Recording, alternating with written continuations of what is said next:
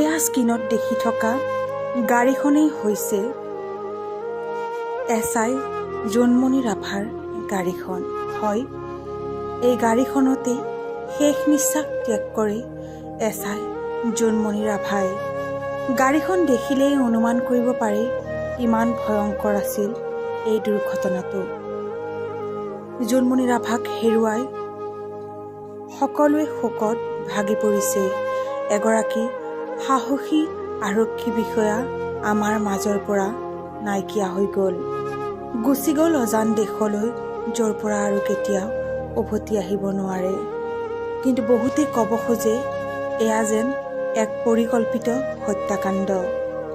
আপোনালোকক জনাওঁ যে CIDক অৰ্পণ কৰা হৈছে SI জোনমণি ৰাভাৰ তদন্তৰ দায়িত্ব।